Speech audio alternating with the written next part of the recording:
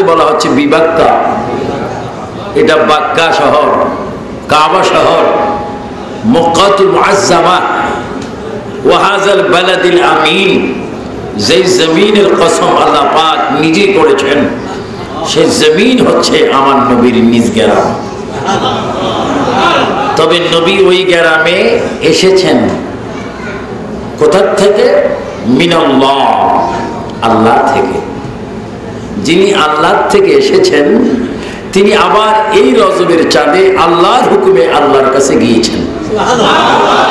শুধু যান নেই, উম্মতের জন্য আল্লাহর পক্ষ থেকে তোফা হিসাবে 50 থেকে 5 ওয়াক্ত নামাজ হাদিয়ে নিয়ে উম্মতকে ধন্য করেছেন। সুবহানাল্লাহ। প্রথমে ওয়াদা হয়ে যাক, আমরা নামাজ চাই কিনা? ডাইন হাতটা তোলেন। ডাইন হাতে আঙ্গুল কয়টা? নামাজ কয় ওয়াক্ত? রাসূল করিম সাল্লাল্লাহু আলাইহি ওয়াসাল্লামকে উনি ঘুমাচ্ছেন। আমাদের ঘুম যাইলে ওযু ভেঙে যায়, আমাদের ঘুম গেলে কিছু দেখা যায় না, ঘুম মৃত্যুর অর্ধেক। কিন্তু প্রিয় নবী ঘুমাচ্ছেন খানে কাবার পাশে, হযরত উম্মে হানি রাদিয়াল্লাহু তাআলা আনহার কক্ষে রাসূল ঘুমাচ্ছেন, আর আল্লাহ পাক রাসূলের কাছে দাওয়াত পাঠাচ্ছেন। ঘটনা যদিও আগের, রাতটা ছিল এই রাত।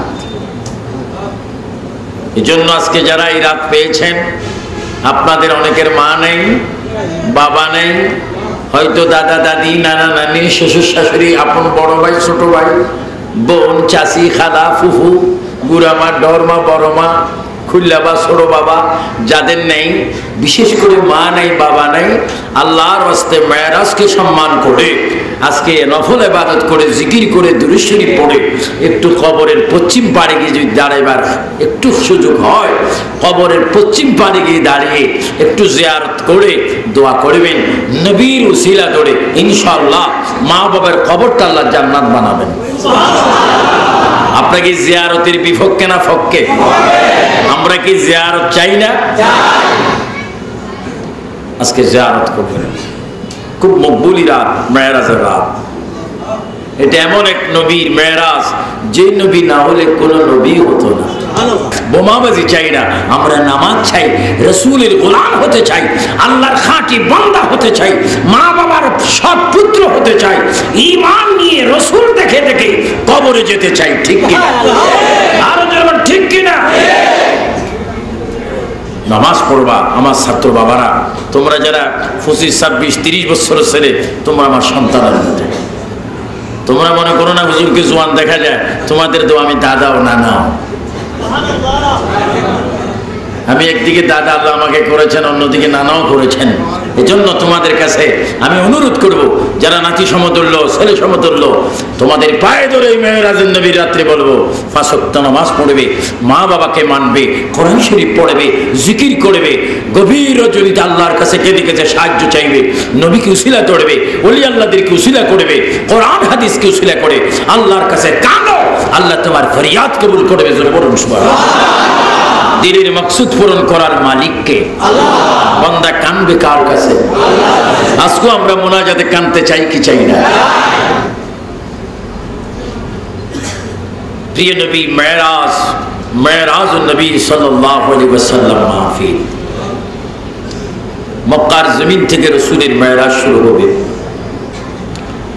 তার আগেও অনেকে মেরাজ চেয়েছিলেন, আল্লাহর দিদার চেয়েছিলেন, কিন্তু আল্লাহ তাদেরকে দেখা দেননি।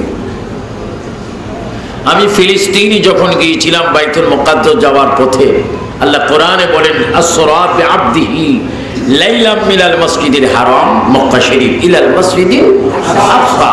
এই যে আকসার কথা কোরআনে বলেছেন, আল্লাহ পাক আমাকে 3 বার আকসার মধ্যে নিয়েছেন, যেখানে আমার রাসূল দাঁড়িয়ে দাঁড়িয়ে সমস্ত নবীদেরকে ইমামতি করে নামাজ পড়িয়েছেন।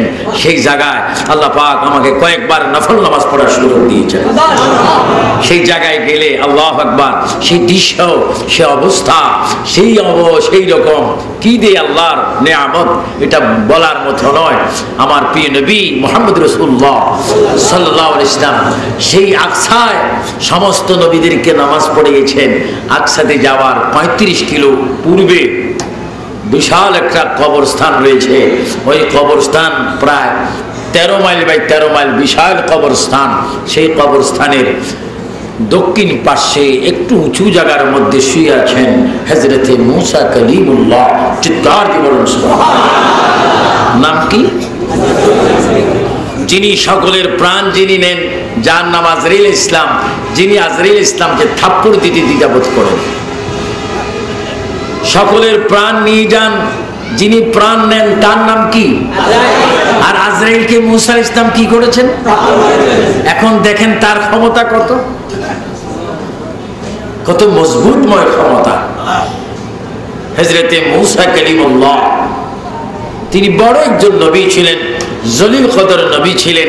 এবং আসমানে একখানা কিতাবও তিনি পেয়েছেন, যে কিতাব ছিল তাওরাত। ওই কিতাবটা স্থানান্তর করতে 70টি ওটের প্রয়োজন হতো। এত বিশাল তাওরাত কিতাব আল্লাহ পাক তার উপর নাযিল করেছিলেন।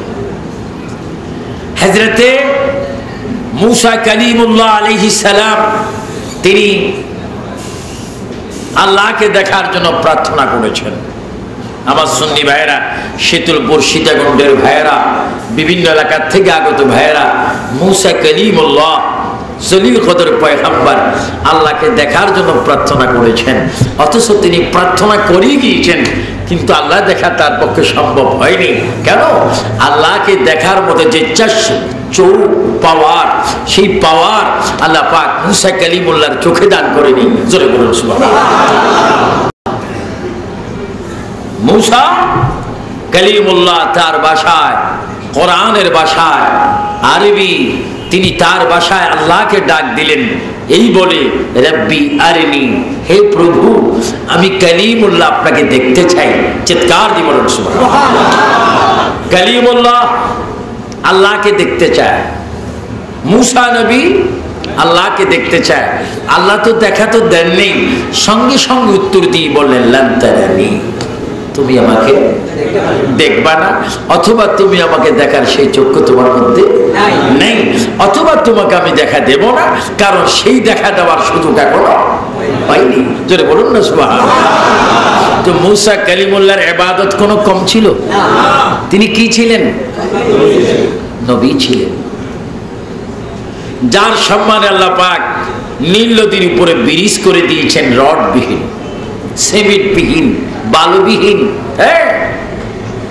রড আল্লাহ পাক এত সুন্দর ব্রিজ করে দিয়েছেন মূসা কালিমুল্লাহর উপর। তিনি দল বল নিয়ে ওই জায়গাও আমি সফর করে এসেছি, যেখান দিয়ে মূসা আলাইহিস সালাম আসা দিয়ে বাড়ি দেওয়ার পরে পানি দুই ভাগ হয়ে সেখান দিয়ে রাস্তা হয়ে গেল। সেই রাস্তার জায়গাটা এখনো সেখানে বিদ্যমান, যেখানে ফেরাউনকে আল্লাহ পাক পানি খাবিয়ে ফেরাউনকে শেষ করে দিলেন। সেই ফেরাউন জালিমের লাশ এখনো পর্যন্ত মিশরের মধ্যে আছে। মাটিও তাকে গছে না, পানিও তাকে খায় না, কারণ মাটি পানি বলে তোকে হজম করলে আমরা আযাবের মধ্যে ভোগ করতে হবে, তোর মতো বেঈমানকে খাওয়া আমাদের পক্ষে সম্ভব নয়। ফেরাউনকে আমি অনেক চেষ্টা করেছিলাম একটা জুতার বাড়ি দেওয়ার জন্য, বহু চেষ্টা করেছি, জুতার বাড়িটা দিতে পারিনি। একটু থু মারছি, সেপ মারছি, তো একটা বড় একটা ইবাদত হয়েছে। নমরুদকে দেখিনি, তার বাড়িতে যেখানে সে ঘুমাইতো সেখানে পেশাব করে দিয়ে আসছে। হ্যাঁ, নমরুদ বড় জালিম। আর আবু জেহেলের বাড়িতে তো প্রায় পায়খানা করার সুযোগ হয়। আপনারা যারা মক্কায় যাবেন, একবারে আবু জেহেলের পায়খানাগুলোর মধ্যে একটু না একটু চেষ্টা করবেন পায়খানা করে দেন, তবু আপনার হজটা বেশি কবুল হবে। জানলা রে, আবু জেহেল তো আমার নবীকে কষ্ট দিয়েছে, সে নবীর শত্রু, তার বাড়িতে একটু পায়খানার জন্য আমি বেশি করতে পারি, সে ক্ষমতা দান করো। আমিন বলে না? আমিন। কার বাড়িতে? এটা কি ভালো না খারাপ? আরো জোরে বলুন কি? তো যারা খারাপ ইতিহাস অর্জিত করেছেন, তাদের পথে যারা আছেন তারাও খারাপ, তারা কি শাস্তি পাবে না, মুক্তি পাবে? এটা খেয়াল। মূসা কালিমুল্লাহ মুসা কালিমুল্লাহ বললেন রব্বি আরনি, আল্লাহ পাক বললেন লান তারানি। দেখেন মেরাজ প্রথম পার্থক্য। আমার নবী এই রজনীতে উদ্দেশ্যে ভ্রমণ করেছেন, আল্লাহর দিদার গিয়েছেন, রকেট বিহীন, প্লেন বিহীন, ট্রেন বিহীন, হ্যাঁ উড়োজাহাজ বিহীন, কার বিহীন, মাইক্রো বিহীন। মুসা কালিমুল্লাহ তিনি নবী ছিলেন। মুসা কালিমুল্লাহ জগৎবাসা, জগৎ বিখ্যাত একজন নবী ছিলেন, যার উপর আল্লাহ তাওরাত কিতাব নাযিল করেছেন। তিনি কেঁদে কেঁদে বলেছেন রব্বি আরনি। এমন একটা জায়গায় তিনি কেঁদে কেঁদে বলেছেন গুফতে মুসা বা খুদা দর কোহে তুর, গুফতে মুসা বা খুদা দর কোহে তুর, গুফতে মুহাম্মদ বা খুদা দর আরশ নূর। মুসা নবীর কালাম হয়, মুসা নবীর কথা হয়, মুসা নবীর আলোচনা হয় জমিনে কুহুতুর পাহাড়ে, আর আমার আপনার নবীর আলোচনা হয় আর শাহজিমের উপরে। জোরে বলুন সুবহানাল্লাহ, উচ্চ স্বরে বলি ইয়া রাসূলুল্লাহ, আরো জোরে। আমরা নবীর মেরাজ চাই কিনা? সেই মেরাজে নামাজ আছে কিনা?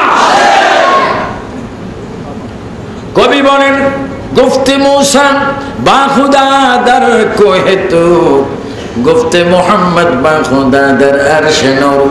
এই যে কোহে তুর পাহাড়টির কথা আমি বললাম আমার ভাইয়ের, আমি নিজে সেই পাহাড়ে আল্লাহ আমাকে 3 বার নিয়েছেন। এই পাহাড়টা এমন একটি পাহাড় সুরমার কালার, যে পাহাড়ের উপর আল্লাহর নূরের তাজাল্লি পড়েছে। কিতাবের কথা এক কথা, শোনা কথার কথা, কিন্তু বাস্তব তো আমি দেখে এসেছি। আল্লাহর প্রিয় নবী, আল্লাহর একজন পয়গম্বর, জালিল কদর পয়গম্বর মুসা কালিমুল্লাহ, আল্লাহকে দেখার জন্য, আল্লাহর মেরাজ পাওয়ার জন্য তিনি কেঁদে কেঁদে বলেছিলেন রব্বি আরনি, হে প্রভু তুমি আমাকে দেখা দাও, হে প্রভু তুমি আমাকে সাক্ষাৎ দাও। তুমি আমাকে নবুয়তি দিয়েছো, তুমি আমাকে আসওয়া দিয়েছো, তুমি আমাকে তাওরাত দিয়েছো, তুমি কওমের জন্য আমাকে নবী করেছো। আয় আল্লাহ, আমি যখন চাই তুমি আমার সাথে তখনই কথা বলো, কিন্তু বড় মন বড় ব্যথা, কোনদিন তুমি কেমন আমি তোমাকে একটা নজর দেখলাম না। রব্বি আরনি, তুমি আমাকে দেখা দাও। আমার আল্লাহ বলে এ মুসা লান তারানি, কখনো তুমি আমাকে দেখবা না দুনিয়ার মধ্যে, কারণ আমি একজনকে দেখা দিয়েছি। ওই নবীকে যদি তুমি দেখতে পারো, আমি আল্লাহকে দেখার সাথ হয়ে যাবে। জোরে বলুন আল্লাহু আকবার। মুসা যদি তুমি আমাকে দেখতে চাও, আখরি নবীকে তুমি দেখো। এজন্য রাসূল বলেছেন মান রাআনি ফাকাদ আযহাব। রাসূল বলেন যে আমাকে দেখলো সে হক তাআলাকে দেখলো, যে আমাকে দেখলো সত্যি আল্লাহকে দেখলো, যে আমাকে দেখলো সে স্বয়ং আল্লাহকে দেখলো। কারণ আনা মিরাতুল্লাহ, আমি আল্লাহ দেখার আয়না, আনা হাবিবুল্লাহ, আমি আল্লাহর দোস্ত। আমি এমন একজন দোস্ত যিনি না হলে আল্লাহ পর্যন্ত প্রকাশ হতো না।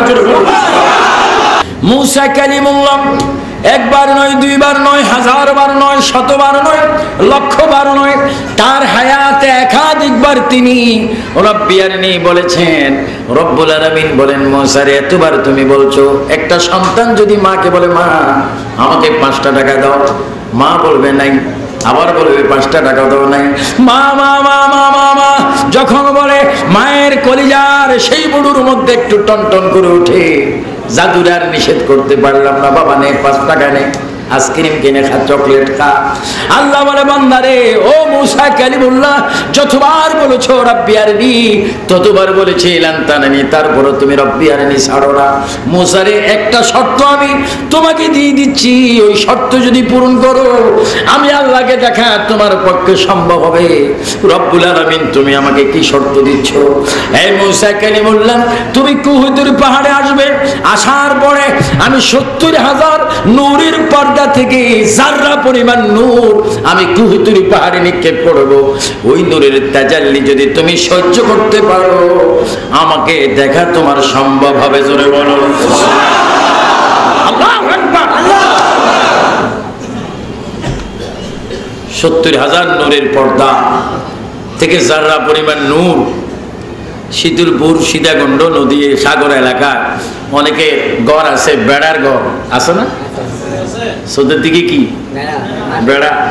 আরে বাবা আমাদের জন্ম হয়েছে হরু ওই পাটের পাট পাট গাছকে আপনাদের দেশে কি বলে? পাট গাছ। আর পাট যখন নেয় ওটাকে কি বলে? পাটখড়ি। সিটাঙের ভাষায় বলেন না, তো এটা না ভালো লাগছে। অম্বডি। ফাট নামার পরে কি? অম্বডি।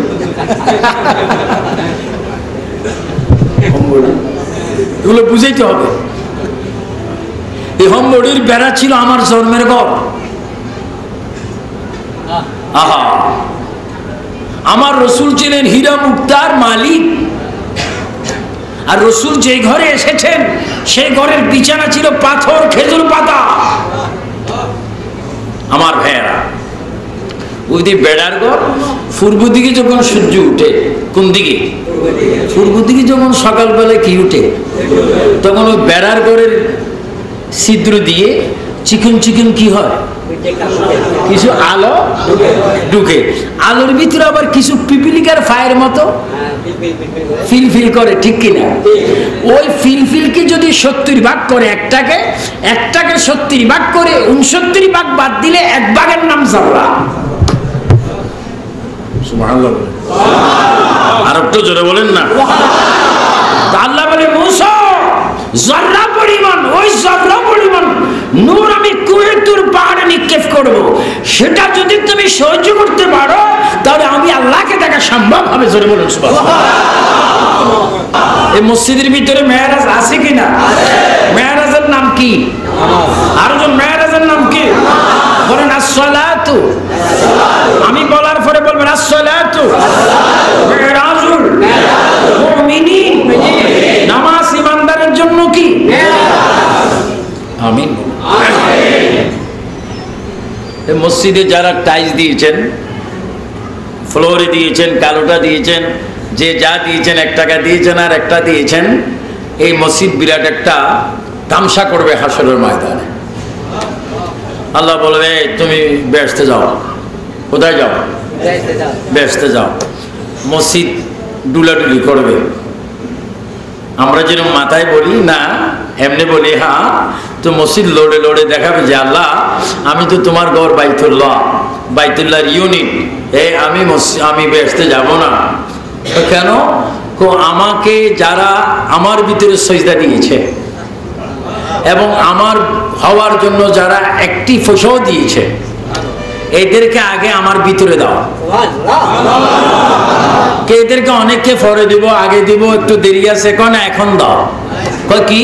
এরা যখন সব আসবে, যারা মসজিদের তারিফ করেছে, সবাইকে যখন আমার পেটের ভিতরে দিবে, আমি কাবা শরীফের সাথে সংযুক্ত করে তাদেরকে নিয়ে জান্নাতে চলে যাব। আল্লাহু আকবার বলে। কিন্তু আপনার 5 তলা বিল্ডিং আপনাকে বেহেশতে, মসজিদে আপনাকে বেহেশতে, যেখানে আছেন ওটা কি ঘর? নকল ঘর। বলেন কি ঘর? আর মসজিদ পয়সা খরচ কোনটাতে বেশি হয়? কে বলছে এটাতে?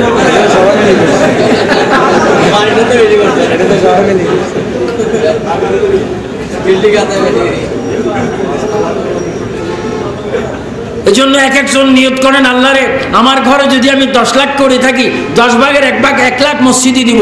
মসজিদে কাজ হোক বা না হোক, মসজিদের অ্যাকাউন্টে দিব। আরো 5 তলা হোক, সব হোক, আল্লাহ এই মসজিদ ছাড়া যখন উপায় নেই, আমি মসজিদ ছাড়বো না। সুবহানাল্লাহ বলে।